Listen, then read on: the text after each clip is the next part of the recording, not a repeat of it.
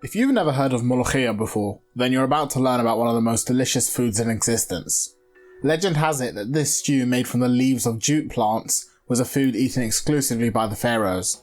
In fact, the name molokheya is thought to come from the words molokheya, which in Arabic means of kingly status. Although we don't know how the Pharaohs ate it, it has evolved into this stew which is eaten all over the Middle East, as well as Turkey and Cyprus. It's difficult to describe the dish, but it has a herby and green flavour, as well as a viscous texture. Once seasoned with fried garlic and dried coriander, this veritable superfood turns itself into an irresistible stew. Here's how I make it. If you don't live in the Middle East, getting fresh molokheya will be a challenge. You can get bags of frozen molokheya from most Arab grocery stores, and I would say it's even better than fresh molokheya, as the flavour mellows in the packet. What you're looking for is minced molokheya. Other recipes call for whole, but the Egyptian recipe uses minced molokheya. If you find whole, you can mince it using a knife or in a food processor. As usual, we'll start by prepping all the ingredients we'll need. First thing you'll do is prepare 5 to 6 cardamom pods by cutting the tip off of each one. We'll put these in the stock, and cutting the tip off will help them infuse quicker. Next, you'll want to peel a whole head of garlic. We'll be using a lot in this recipe. Cut the root off of the whole bulb, and then trim off any remaining roots on individual cloves. Lay the cloves flat on the board, and then give them a quick whack with the side of your blade or something heavy. That should cause the peel to separate from the clove, and you should be able to pull it off pretty easily. When you've peeled your garlic, cut out any parts that don't look great, and then crush 4 cloves of garlic by placing them under your knife and pressing down slightly. Mince the rest of your garlic and set it aside for later. Next, you'll want to chop an onion into a few large pieces. This will go into the stock. Feel free to peel it first, but I find it easier to do after, as we're just cutting it into large pieces. The final thing you'll need to do is prepare your chicken. It's quite easy, and I'll show you how to break it down into 2 legs and 2 breasts. Skip ahead a few minutes if you'd rather get right to the cooking. So here's a medium chicken I got from my butcher. There's some yellow skin on top which you can remove easily using a paper towel. We're going to remove the skin for this one though, so it's not necessary. We'll start by removing the chicken thighs. As you can see, they are attached to the breast with this thin piece of skin. Slice through the skin with a sharp knife and you'll expose the thigh joint. The joint is located about 1/3 of the way down the thigh, where the thigh bone meets the rest of the chicken. The easiest way to remove the thigh is to fold your chicken over and bend the thigh backwards so you can pop the bone out of its socket. Then it's just a matter of slicing with your knife between the bone and the socket it was in, and that's how you remove a thigh. We'll do the same thing on the other side. Slice through the skin dividing the breast and thigh, pop the thigh bone out of the socket, and slice between the socket and thigh. Next, we'll remove the wing tips. To do this, extend the wing tip and locate the joint with your finger. This is where the wing tip and the wing meet. Slice through the joint and the tip will come right off. If you find it hard to slice, you've probably missed the joint, so move your knife a bit closer to or further from the wing and try again. Now the chicken wing is divided into 2 parts, a flat part and the drumstick. To remove the flat part of the wing, locate the joint between the wing's drumstick and the flat part, and then slice through it. I hope you're noticing the pattern here, as that's pretty much all there is to cutting a chicken into pieces. Locate the joint and cut through it. With practice, you'll get better at finding the joints and cutting between them. The easiest way of finding the joint is to flex the piece of chicken and understand where it connects to the next piece of chicken. Stand your chicken upright with the cavity facing upwards, and you'll notice on either side a seam where the breast meets the lower half of the carcass.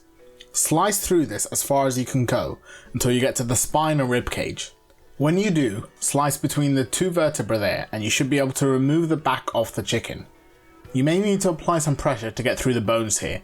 Just lean onto your knife and it should go through. Now that the back is off, the last thing to do is to remove the breasts. Along the middle of the chicken there is a piece of cartilage which we need to cut around. Make a slice as close as you can to the cartilage and slice from one end of the breast to the other.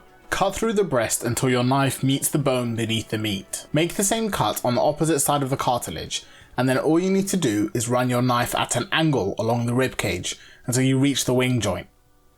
Once you do, it's just a matter of slicing through the white cartilage here and the wing will be free. Cut the rest of the breast off the rib cage, and that's how you debone a chicken breast. Repeat the same thing on the other side to release the other breast. I like to leave the wing in so we have what's called airline breasts, but if you want, you can just cut the meat around the wing to have a standard boneless chicken breast.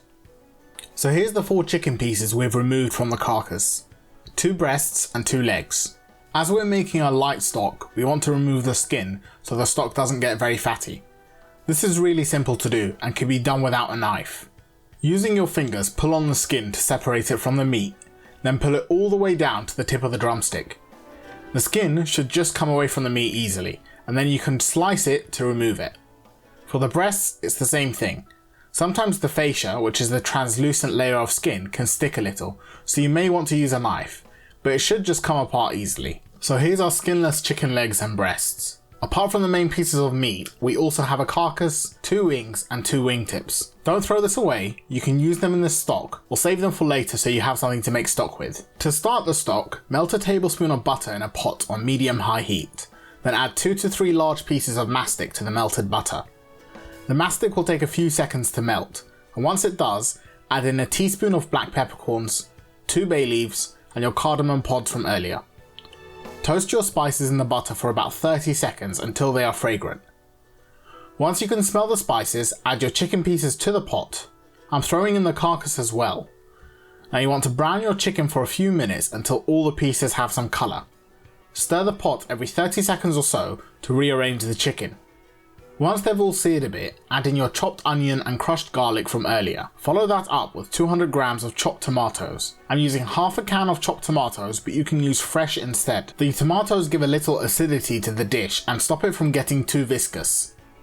Finally, pour over enough room temperature water to submerge the chicken in and give it a quick stir.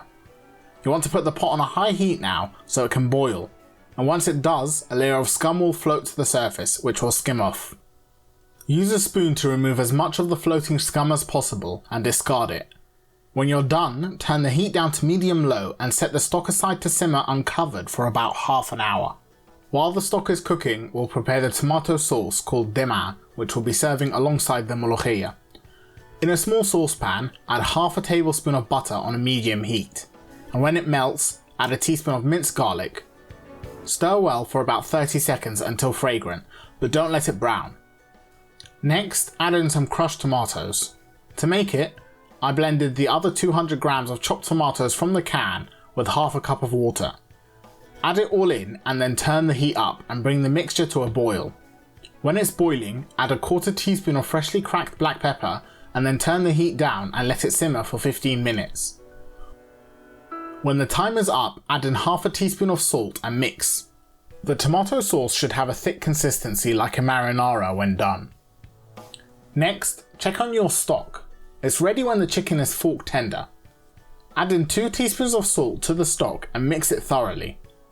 So now that the stock is done, we need to strain it and get all the spices and onion out. Get some kitchen tongs and remove your chicken pieces from the stock and set them aside. Make sure to pull out the carcass as well.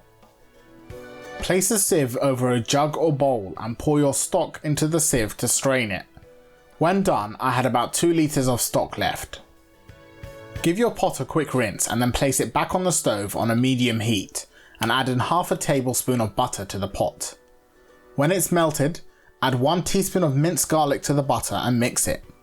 Let it cook for about 30 seconds, then add in half a teaspoon of ground coriander. Mix that with the garlic and then add 2.5 cups of stock back to the pot. Don't throw away any remaining stock. Put it in a bag in the freezer or use it to cook some rice. Add a tablespoon of the tomato sauce, then turn the heat up and let it come to a boil. Here's the molokheya from inside the packet I showed you earlier, and as you can see it's pretty much just frozen minced leaves. Cut open your sachet of molokheya and then squeeze it out into your boiling stock. Make sure to squeeze out any bits that are stuck in the packet. Turn the heat down to medium-low and let the molokheya melt into the stock. Once it's melted, use a ladle to mix it until the stew comes together into a single consistency. Let it cook for a few minutes, then turn off the heat and pour it into a serving dish to cool.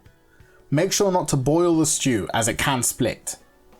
While that cools, give the chicken a quick sear in a pan to add some texture and colour. Add a tablespoon of butter to a pan on high heat and then season it liberally with salt and pepper.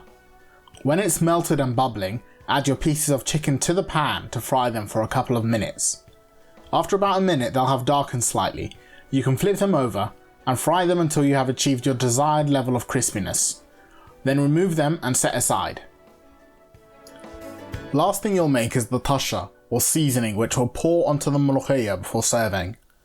Melt a tablespoon of butter in a small pot and then add 2 teaspoons of minced garlic to the pot. Add 1.5 teaspoons of ground coriander to the garlic and mix it well. Let it fry for a few minutes until golden and bubbly, and then immediately take the hot tasha and pour it onto the molokheya. If your molokheya has cooled enough, you'll hear it sizzle and make a ch sound, which is where the tasha gets its name from.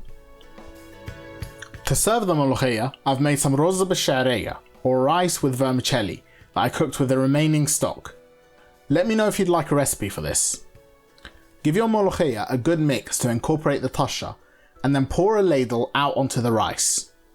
Go ahead and serve your chicken with the molokheya. My favourite piece is the thigh. And finally, to complement the dish, I've added a few teaspoons of that tomato sauce we made earlier. Everyone likes a different ratio of rice, molokheya and Dimaa, so experiment with it a bit. And here it is all plated up. This is as homely as a meal can get. To eat it, just mix the rice and tomato sauce with the molokheya and then break off some pieces of the chicken. Load up your fork, and I've got to tell you, it's such a delicious mouthful. Obviously there are shortcuts you can take, such as using pre-made stock, but making it from scratch can't be beaten. I highly recommend trying this out if you've never had it, and if you enjoyed the video, please like, share and subscribe. I'm looking for more recipe ideas, so if you have a dish you'd like me to cook, leave a comment down below. As usual, all the ingredients and directions are in the description box below, and I'll be back next week with another recipe.